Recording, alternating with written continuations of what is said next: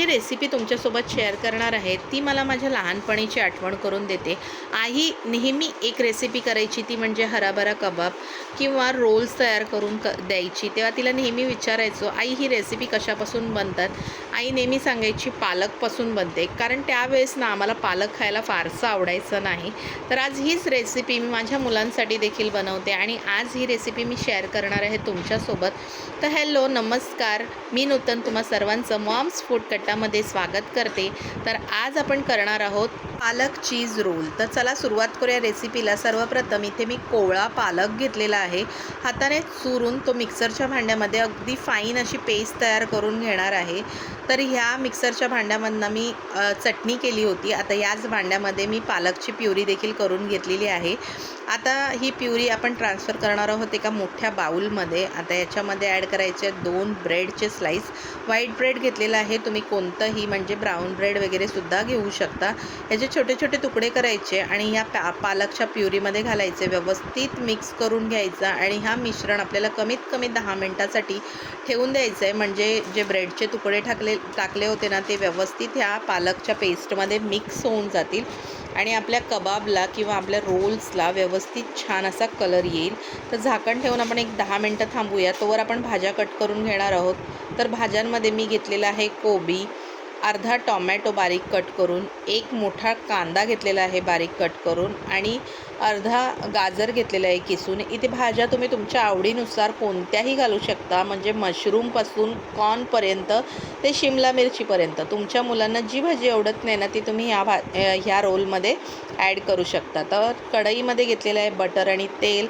त्यानंतर एकदा का तेल गरम झालं की यामध्ये घालायचं आहे कांदा बारीक चिरलेला, व्यवस्थित परतून घ्यायचं. नंतर आपण बारीक ज्या कट करून भाज्या घेतल्या होत्या त्यामध्ये कोबी, टोमॅटो ते घालायचं.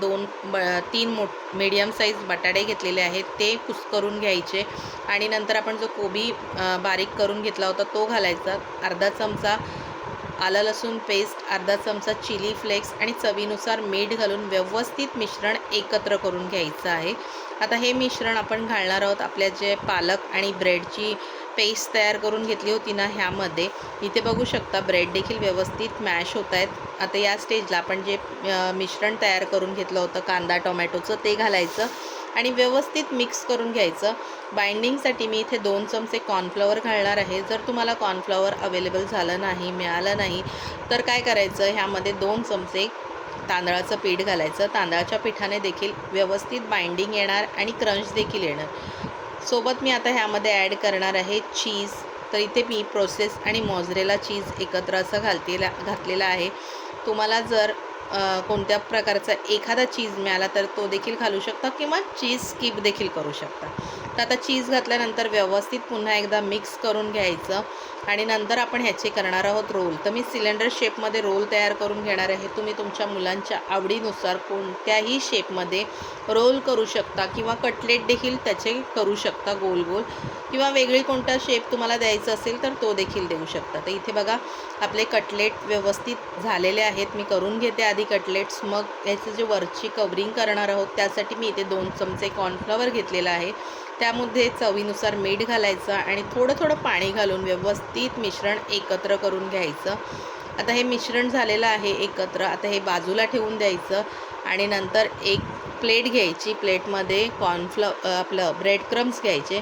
तर इथे जे आपले उरलेले ब्रेड असतात, आपण जेव्हा ब्रेडचं पॅकेट आणतो तेव्हा वरचं आणि खालचं असं 2 ब्रेडचे स्लाईस राहतात. जे घरात कोणी खात नाही ना, त्यांना थोडंसं तव्यावर गरम करायचं आणि नंतर ह्याचं अशा प्रकारे ब्रेड क्रम्स तयार करून फ्रीजमध्ये महिनाभरासाठी तुम्ही स्टोअर करून ठेवू शकता. तर तोच ब्रेड क्रम मी इथे घेतलेला आहे. सर्वप्रथम आपला रोल कॉर्नफ्लॉवरमध्ये डीप करायचा आणि नंतर काढून जे ब्रेड क्रम घेतले होते ना त्याच्यात घालायचा. व्यवस्थित मिक्स करून घ्यायचे. रोल्स तयार झाले आपले की लगेचच डीप फ्राय करून घ्यायचे. डीप फ्राय करताना तेल आपलं गरम हवं आहे, नाहीतर जे रोल्स आहेत ना ते तेल जास्त खेचून घेतील, थंड तेल असेल तर. आणि एकदा का तेलात सोडले की गॅसची फ्लेम करायची लो टू मीडियम आणि व्यवस्थित असे आपले रोल्स मस्त गोल्डन कलर येईपर्यंत फ्राय करून घ्यायचे आहेत. तर इथे एक 2 ते 3 मिनटं लागतात. अगदी 10 ते 15 मिनटामध्ये ही रेसिपी तयार होते. मुलांच्या टिफिनसाठी सुद्धा ही रेसिपी तुम्ही देऊ शकता. संध्याकाळच्या छोट्या भुकेसाठी सुद्धा ही रेसिपी तुम्ही ट्राय करू शकता. तर कशी वाटते रेसिपी नक्की मला कमेंट करून सांगा. तर इथे आपले रोल्स फ्राय झालेले आहेत. आता आपण काढून घेऊया. इथे बघू शकता आपले रोल्स मस्त प्लेटिंग करून घेतलेले आहेत. यावरती आपण देणार आहोत. रोल्ससोबत मी देणार आहे चटणी. तर पुदिन्याची चटणी दिलेली आहे. ही चटणी कशी करायची हे तुम्हाला हवं असेल तर मला कमेंट करून सांगा. मी नक्की तुमच्यासोबत शेअर करेन. तर अशी आपली ही रेसिपी तयार झालेली आहे. कशी वाटली आहे मला कमेंट करून सांगायला विसरू नका.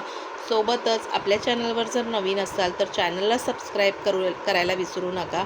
तर चला फ्रेंड्स, भेटूया अशाच एका नवीन आणि इंटरेस्टिंग रेसिपीसहित. तोपर्यंत मस्त खा आणि स्वस्त रहा फ्रेंड्स. बाय.